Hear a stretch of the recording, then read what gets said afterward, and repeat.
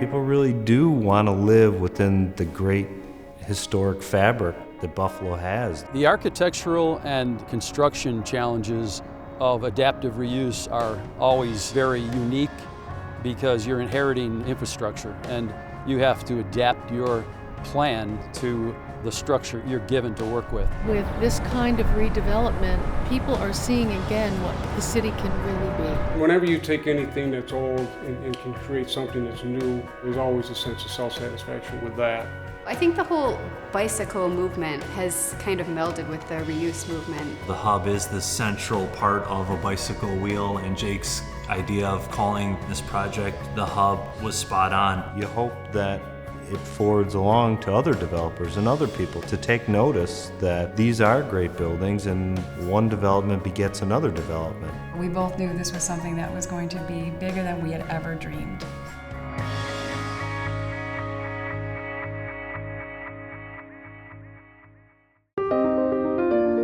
These are 145 and 149 Swan Street.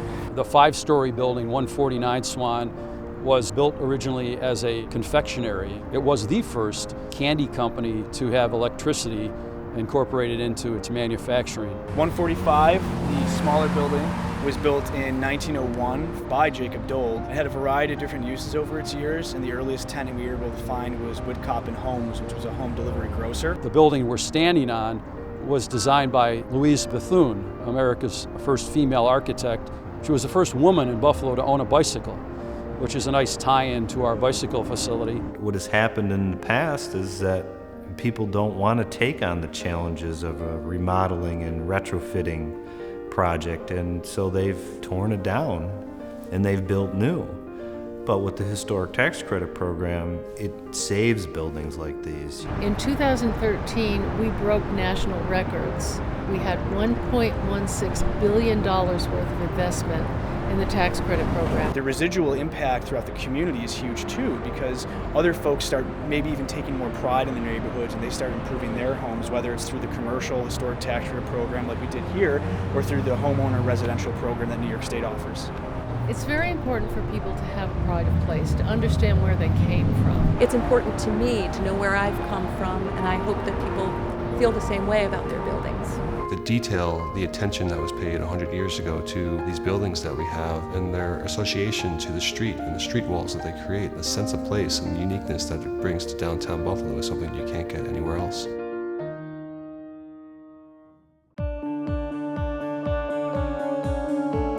I'm really excited about this project. I think it's the best work we've done.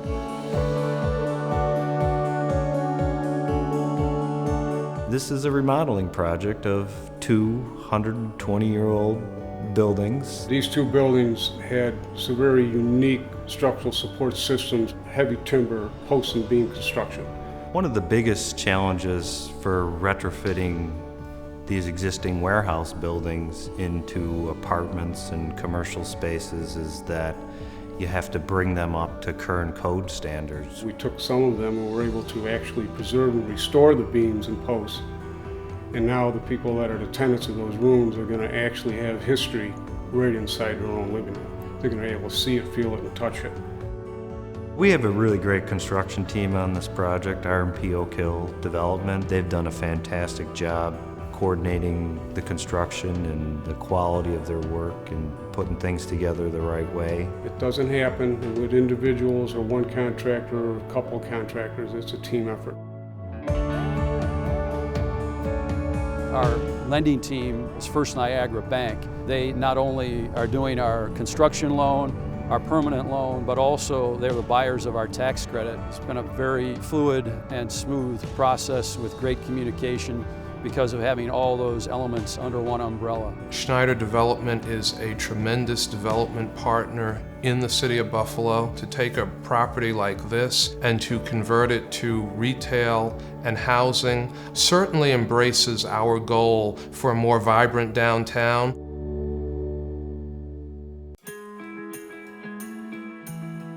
I think there's been a reawakening of the urban lifestyle in Buffalo. I can see the potential of Buffalo and the people who are moving to the city. The big drivers that caused us to really focus on this location, which we call the apartments at the hub, are the medical campus, Canalside, and Larkinville, all within a mile radius of our location here. The units are incredibly attractive. There's nothing I know of in the city of Buffalo that looks quite like these. What's really neat about this building is we were able to still retain the other half of the light well, and that light well goes from the first floor all the way through the building. We have a rooftop deck that I think will be just a really exciting place to be, a pub in the building, which I think people will find a very nice amenity. We have a fitness center, a conference room for our tenants, underground parking. I think we have facility in our apartments that are second to none. The building is incredibly energy efficient. On top of it all, the utility bills will be so low that it'll be hard to believe. It's just a great project, a great design. Here was something we thought could cater a little more towards an athlete or the weekend warrior.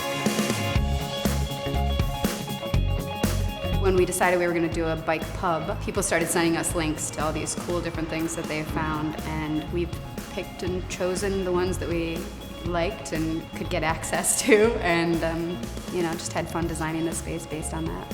If they need repair work done and they need some service done on their bike, maybe drop it off in the morning as they head in, pick it up at lunch or pick it up at the end of the day. We're gonna have cycling-based fitness training with cardio equipment and free weights, as well as cycling equipment. The fitting equipment that we have here, that's a service that we offer that is convenient for them. Just a one-stop shop for that type of clientele. We're really trying to target people who are interested in the community and want to come down, share ideas, have a drink together, get some good food. So many cool projects are happening in this area that it just makes sense to be one more, to connect the dots and to try to establish a thriving downtown.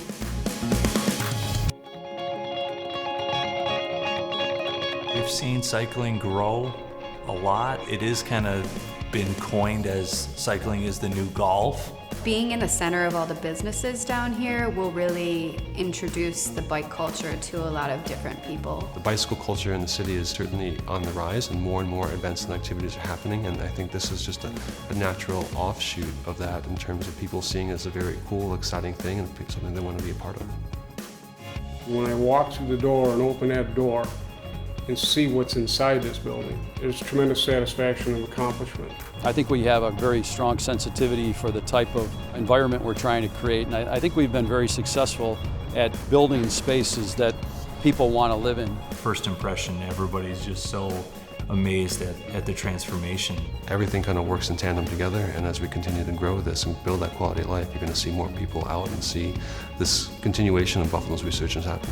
In communities where the bicycle culture is strong and the community leadership has shown that they embrace that culture, they have really been the beneficiaries of tremendous residential and commercial investment. I keep learning every time I do a project like this that's the greatest reward, the satisfaction I get. Taking something old, turning it into something new, helping the city take a little step forward. It's very exciting and something I hope I can do for a long time.